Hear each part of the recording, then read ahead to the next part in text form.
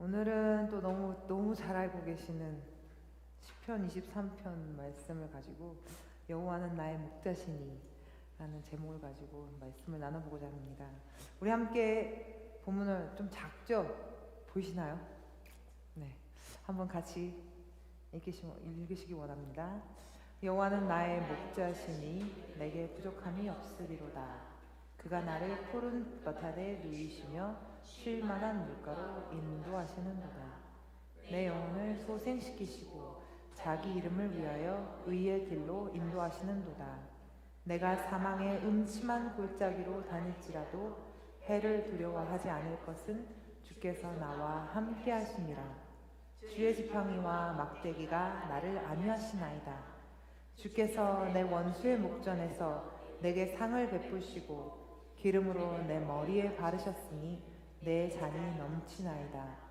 내 평생의 선하심과 인자하심이 정녕 나를 따르리니 내가 여호와의 집에 영원히 거하리로다. 아멘. 저는 찬양을 하는 사람으로서 또 시편은 아주 교과서적인 우리 가사를 갖고 있고 또 문학적으로도 음악적으로도 참 완성도 있는 글이라고 말씀드릴 수 있습니다. 보시면 1절부터 여호와는 나의 목자시니 내가 부족함이 없으리로다. 그가 나를 푸른 초장에 누이시며 쉴만한 물가로 인도하시는도다. 이런 1절 2절만 보면 사실은 다윗 딱 생각해 봤을 때 왕의 자리에까지 오른 사람이기 때문에 그렇게 생각해 보면 그래, 왕인데 모자랄 게 뭐가 있나, 부족함이 뭐가 있나 라는 생각을 해보게 됩니다. 그래서 사실 1절 2절을 막 묵상하다 보면 다윗의 인생을 물론 우리가 알고 있지만 그럼에도 불구하고 1절과 2절 속에서는 그래, 부족한 게 없었을 거야, 그래, 쉴만한 물가에 누웠을 거야 라는 생각을 좀 해보게 되었어요. 그런데 잘 아시다시피 이 시편 23편 말씀은 다윗이 그 아들 압살롬을 피해서 도망다니고 있는 그때에 지어진 말씀이라고 나와 있습니다. 그래서 만약에 그런 상황을 모르고 이 시편 23편 읽었을 때는 처음에 저처럼 그래, 왕이니까 다윗 왕까지라는 알고 있었으니까 왕이니까 부족한 게 없었을 거야 라고 생각을 하게 되지만 그렇게 압살롬 다윗 아들에게 쫓기고 있는 그 상황이어서 이렇게 지었구나 라고 그 상황을 알게 되면 이것이 정말 믿음의 고백이구나, 정말 그 다윗의 마음속에서 우러나온 고백이구나 라는 생각을 뒤이어 해보게 됩니다. 그래서 다윗이 그때 압살롬에게 쫓겨다녔을 때는 사울 같은 사람들한테 쫓기거나 아니면 양치는 그 시간대에 이 사자나 이리 같은 사람, 이런 동물들에게 공격을 받았다거나 했던 때는 약간의 그 고난이라고도 말은 할 수는 있겠지만 그 자신의 아들에게 쫓겨다닐 때는 정말 비참했을 것 같아요. 자기의 정말 피부치, 자기 아들한테서 쫓겨나서 도망가야만 하는 그 신세가 되었을 때는 너무나도 비참하고 힘들었을 것 같은 마음이 듭니다.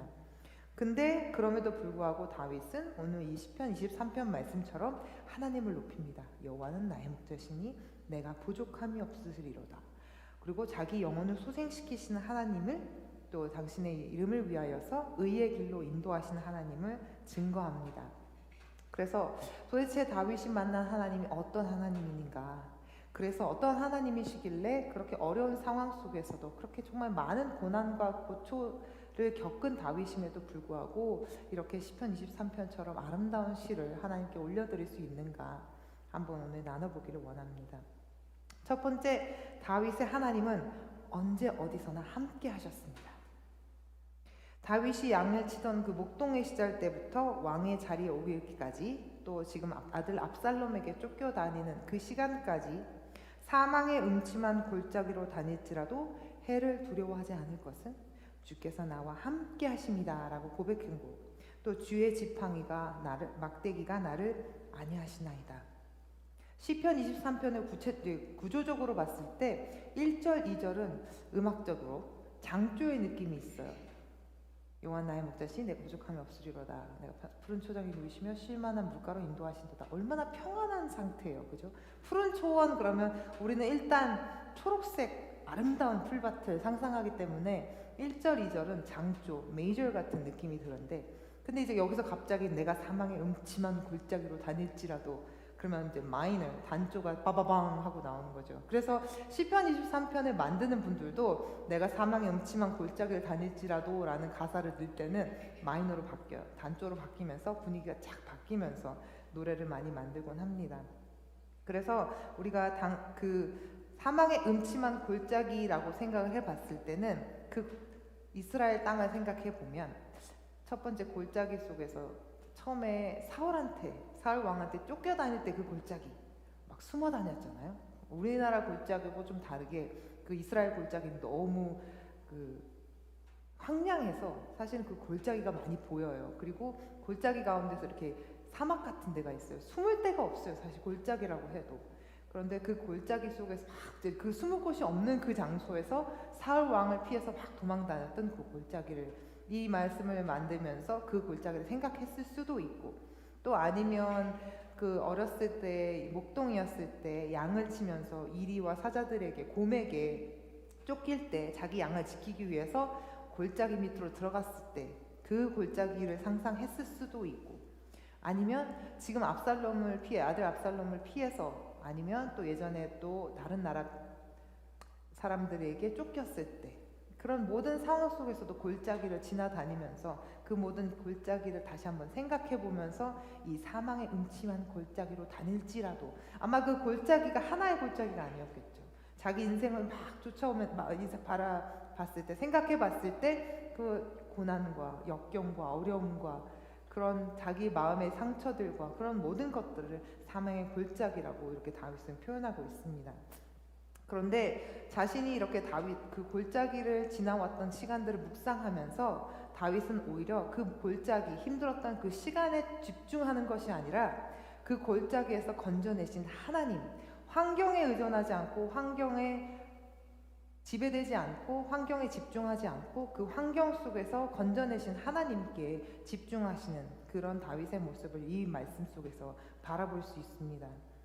또한 여기 말씀에서 주님께서 지팡이와 막대기로 나를 안위하셨나이다 라는 말씀이 있는데, 우리가 말씀을 나누다 보면 지팡이는 하나님의 인도하심, 막대기는 하나님의 보호하심, 주님의 보호하심 이라고 우리가 간단하게 우리가 말을 살펴볼 수 있는데, 지팡이와 막대기가 나를 안위하시나이다. 지팡이와 막대기가 나를 편안하게 했다는 말은 아니에요. 아니라는 말은 comfort, 영어에서 comfort라는 말이었는데, 안위하신다는 말은 한국말로 위로하신다는 말로 고백이 되어질 수 있어요. 그러니까 위로한다는 사람들은, 우리가 위로받을 때는 어떤 사람들한테 위로를 받아요? 내 마음을 아는 사람한테 위로를 받죠. 우리가 잘 알고 있는, 서로 상황을 잘 알고 그 사람에게서 우리가 위로를 받아요. 하나님께서는 다윗의 그 모든 상황을 알고 계셨고, 그래서 그 다윗을 위로하셨습니다. 상황에 집중하지 아니하는 다윗을, 하나님만 바라보는 다윗을 하나님께서 같이 눈을 맞춰 주셨어요. 그래서 상황이 아니라 하나님께 더 집중할 수 있게끔 만들어 주셨고, 그래서 그런 하나님으로 인해서 다윗은 그 마음이 위로받았고 그 마음이 평안해졌음을 고백하고 있습니다. 이렇게 우리를 위로하시는 분은 누구시냐? 바로 성령 하나님이십니다. 이와 같이 성령도 우리의 연약함을 도우시나니 우리가 마땅히 빌 바를 알지 못하나 오직 성령이 말할 수 없는 탄식으로 우리를 위하여 친히 간구하시느니라. 아멘. 우리를 위로하시는 분이 성령 하나님이심을 감사드립니다.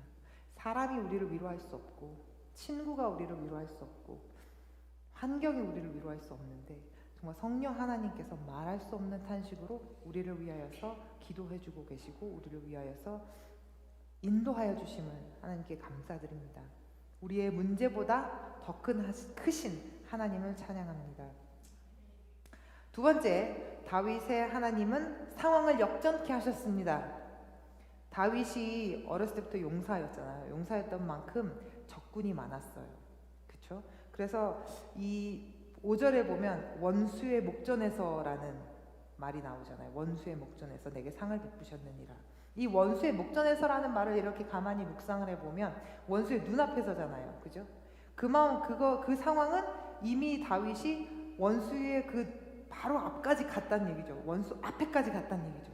그 얘기는 너무나도 위험한 상황까지 갔었다는 얘기죠. 절제절명의 위기, 정말 죽을 뻔했던 때까지 갔던 시기. 그런데 바로 그 상황에서 역전의 하나님, 역전케 하시는 하나님을 만났습니다.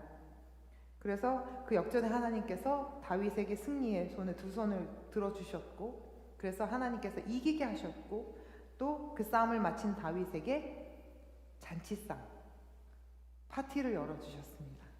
수고했다 하더라 하면서 머리를 이렇게 쓰다듬어 주시면서 너무 수고했다 하면서 밥상을 딱, 맛있는 밥상을 펴주신 하나님이십니다. 이 역전의 하나님을 성경 속에서 찾아보면 가장 먼저 생각나는 것이 하만과 모르드게일 거예요. 그죠?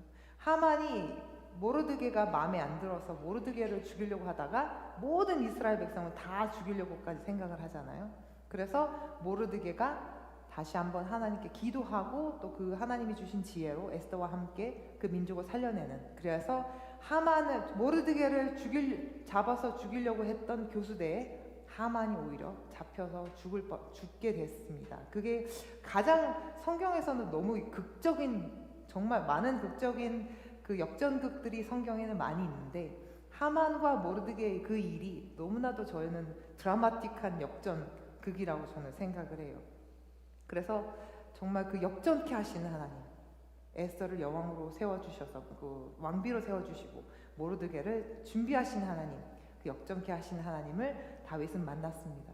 또 역전케 하시는 분들은 많이 역전케 하셨던 일들은 많이 있죠. 또 잘하시는 것처럼 요셉은 보디발의 가정에 들어갔다가 감옥까지 들려가게 되었는데, 우리 목사님 잘 말씀하시는 것처럼 아침은 감옥에서 먹고 점심은 왕의 궁정에서 먹고 저녁은 자기 집에서, 정말 멋있는 집을 가지게 되어서 자신의 집에서 딱 저녁을 먹게 돼서 세 끼를 다르게 먹을 수 있었던 요셉의 경우, 그것도 하나님 역전케 하시는 하나님이시죠. 그리고 또 바라본다면 이스라엘 백성들이 광야에서 나올 때 그 400여 년간 애굽에서 노예 생활을 하다가 애굽에서 노예 생활 애굽을 할 때 다 들고 나왔대요. 보화를 다 들고 나와서 그 보화가 나중에는 성막 만들어질 때 다 쓰이고도 남을 만큼 그 이스라엘 백성이 노예였다가 그렇게 다 나오면서 한 명도 아픈 사람 없이 출애굽을 했던 그 상황, 또 막 홍해가 갈라졌을 때 바다에서 모든 애굽의 지금 장수들은 다 죽었지만 이스라엘 백성들은 하나님을 찬양하면서 승리했습니다. 이렇게 우리 말씀 속에는 역전케 하시는 하나님이 굉장히 많이 나옵니다. 그러한 역전의 하나님께서 다윗과 함께 하셨습니다. 그리고 또 우리가 역전케 하시는 상황에서, 이거는 다윗하고 좀 다른 경우인데, 집을 나간 탕자 이야기가 있잖아요. 집을 나간 탕자가 역시 아버지 집밖에 없다. 그리고 자기가 딱 돌려서 돌아왔을 때 자신은 하인 중에 한 명만 돼도 좋겠다고 생각했는데 아버지가 딱 가락지 껴주고 옷 입혀주고 송아지 잡고 잔치상을 베풀어 주셨잖아요. 그 잔치상, 아마 하나님께서 다윗 왕에게 베풀어 주신 그 잔치상, 그러한 잔치상이 아니었을까 싶습니다. 우리가 정말 이제 마지막이라고, 고난이라고, 이제 끝이라고, 내가 할 수 없는 순간이라고, 나는 더 이상 여기서 아무것도 할 수 없다고, 그리고 사단이 나를 너무 힘들게 해서 내가 아무런 방법도 없이 정말 우리가 쓰러져 있을 때, 고난 가운데 코 빠뜨리고 이렇게 코를 빠뜨리고 있을 그 시간조차도 하나님께서는 역전케 하셔서 우리에게 승리를 주신 하나님이신 줄 믿습니다. 하나님은 불가능을 가능케 하시는 하나님이십니다. 하나님은 그 상황을 역전시키시는 하나님이십니다. 아멘. 세 번째는 다윗의 하나님은 천국의 소망을 주셨습니다. 천국의 소망. 6절에 선하심과 인자하심이 정녕 나를 따르리니 라는 말씀이 나오는데, 선하심이라는 단어는 토브라는 단어인데, 토브라는 단어는 어떤 성경이 나오냐면 창세기에서 하나님께서 창조를 하신 후에 좋았더라 라고 말씀하신 그 좋았더라가 토브라는 단어인데, 그 좋았더라, 선하더라. 하나님의 선하심은 하나님을 좋아하시는 것. 그래서 하나님의 선하심은 좋은 것, 온전한 것. 그 선하심과 또 인자하심이라는 단어는 헤세드라는 단어인데 하나님의 인자하신 사랑, 그 끝없는 사랑, 포기하지 않으시는 그 사랑. 그래서 인자하심이라는 것은 하나님의 온전한 것, 완전한 것으로 하나님께서 나를 도와주시고 또 하나님의 선하신 사랑, 그 완전하신 사랑, 정말 끝까지 포기하지 않으시는 사랑으로 나를 붙들어 주십니다 라고 다윗이 선하심과 인자하심이라고 고백을 드렸습니다. 하나님은 우리를 인도하시고 그의 이름을 위하여서 의의 길로 인도하시는 분이십니다. 이 구절만 보면 처음에는 그랬어요. 우리를 인도하시는데 자기 이름을 위하여 의의 길로 인도하시는도다. 그러면 하나님이 자신의 명예 때문에 하나님이라는 그 이름 때문에 우리를 인도하시는구나 라는 생각이 잠깐 듭니다. 그런데 우리가 알고 있는 하나님은 어떤 하나님이십니까? 당신의 이름을 위해서 우리를 인도하시는 하나님이실 수도 있죠.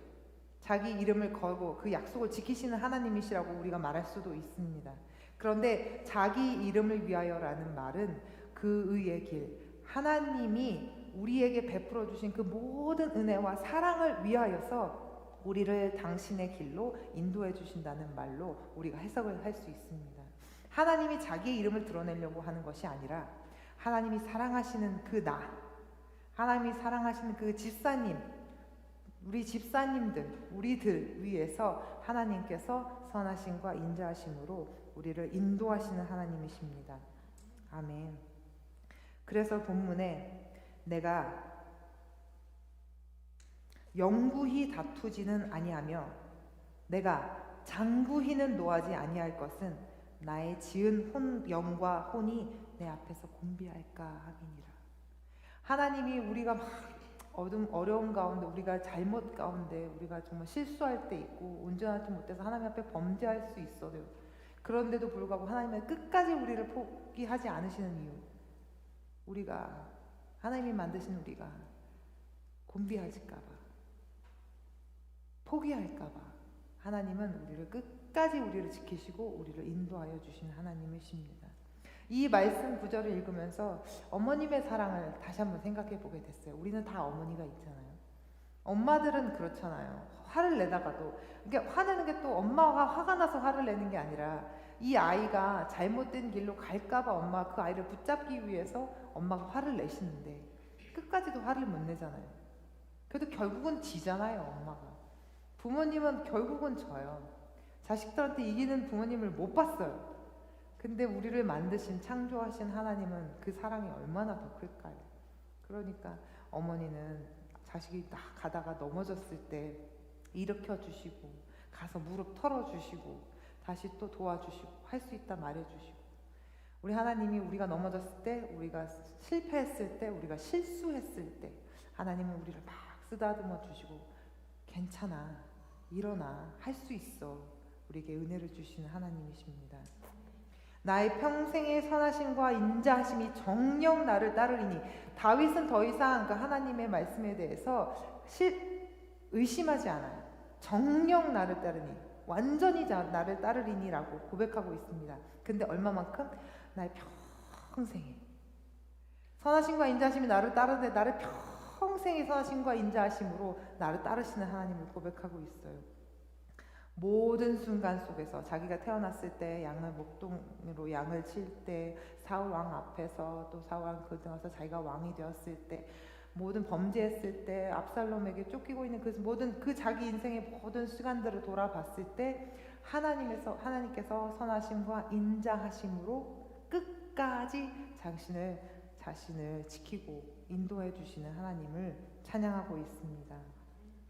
다윗은 죽음에 대한 두려움이 아니라 천국에 대한 소망이 너무 크게 있었어요.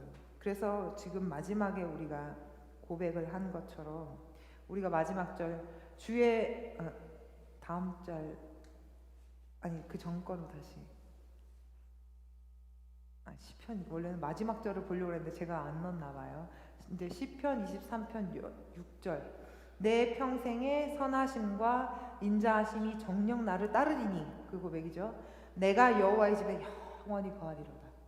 이 시간들, 막 어려웠던 시간들, 이것들 다 괜찮아. 왜냐면 내가 영원히 여호와의 집에 거할 거니까 라는 말씀을 다윗은 아주 담대하게 고백하고 있어요.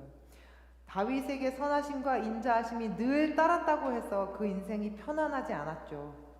다윗이 고백한 것처럼 그 인생 속에서 선하심과 인자하심이 있었지만 누구보다도 어려움과 곤란과 환경이 어려운 그런 시간들이 많이 있었던 다윗입니다. 다윗에게 그러한 시간이 없었더라면 오히려 그 천국에 대한 소망이 작았을지 몰라요. 왕의 자리에 있었기 때문에 얼마나 그 자리가 좋았겠어요. 오죽하면 자기 장군의 와이프를 취했었던 왕이잖아요. 그러니까 그 왕의 자리에 있었으니까 사실 천국에 대한 소망 가질 필요 없죠. 우리 왕들을 많이 보면 천국에 대한 소망보다는 현재에서 자기가 어떻게든지 잘 해먹고 잘 살라고 그렇게 지켰던 사람들인데, 다윗에게 어려움과 고난과 역경들이 있었기 때문에 오히려 그가 천국을 사모하고 하나님과 함께 있는 것을 더 사모했음을 우리가 볼 수 있습니다. 그래서 우리가 말씀을 보면 주의 궁정에서 한 날이 다른 곳에서 첫날보다 나은즉 악인의 장막의 거함보다 내 하나님의 문지기로 있는 것이 좋사오니. 다윗이 얼마만큼 하나님의 그 궁정에서 사는 것을 사모했는지를 시편 84편을 통해서 말씀하고 있습니다. 사망의 음침한 골짜기는, 다윗에게 사망의 음침한 골짜기는 그런 어려움과 환경과 어려움들이었는데, 우리에게 있어서 사망의 골짜기가 어떤 것일지, 현실적인 우리에게 현실적인 문제들이 있을 수도 있고, 아니면 우리가 영적으로 우리가 느끼는 고통, 어려움, 곤란, 환란일 수도 있고, 또 앞으로 우리에게 다가올 문제들일 수도 있습니다. 제가 이렇게 생각해 봤을 때 크리스찬으로서 이 마지막 세대 때 우리가 어떻게 살아나가야 하는가라는 생각을 해봤을 때 그 사망의 음침한 골짜기가 사단의 계략이라고 저는 생각이 들었습니다. 그러나 다윗이 시편 23편을 고백한 것처럼 정녕 주님께서 나와 함께 하시기 때문에 내가 영원히 그 주님의 장막에 거하는 것다고 말씀했던 것처럼 우리는 온전하신 하나님의 사랑과 그 능력, 끝이 지시는 않으시는, 정말 끝날까지 함께 하시는 그 하나님의 인자하심으로 우리가 하나님께 집중할 수 있고, 우리가 모든 상황에서 어떠한 사망의 음침한 골짜기라도 그 주님과 함께 할 수 있기 때문에 우리는 두려워하지 않고 날마다 다윗이 고백했던 것처럼 정말 감사함으로, 기쁨으로 승리를 선포하면서 그렇게 우리가 살아나갈 수 있는 우리가 되기를 선포합니다. 지금까지 다윗이 찬양했던 언제나 어디서나 함께 하셨던 하나님, 또 모든 상황 속에서 역전케 하신 하나님, 그리고 누구보다도 천국의 소망을 사모하게 해주신 하나님을 우리가 다 경험했어요. 우리가 다 함께 나눠보았습니다. 그러한 다윗의 하나님, 다윗이 만났던 하나님은 다윗이었기 때문에 만난 하나님이 아니죠. 하나님이 다윗을 선택하셨고 하나님이 다윗과 함께 하셨기 때문에 이 모든 일을 가능케 하셨습니다. 그런 하나님께서 우리를 부르십니다. 내가 너를 지명하여 불렀나니 너는 내 것이라. 우리 함께 마지막 찬양 한번 이사야 43장 1절 같이 읽어볼까요? 야곱아, 너를 창조하신 여호와께서 지금 말씀하시느니라. 이스라엘아, 너를 지으신 이가 말씀하시느니라. 너는 두려워하지 말라. 내가 너를 구속하였고 내가 너를 지명하여 불렀나니 너는 내 것이라. 아멘. 우리가 하나님께 집중해서 하나님께 눈을 맞출 때 하나님의 역사하심을 우리가 더 바라볼 수 있고 목도하실 수 있습니다.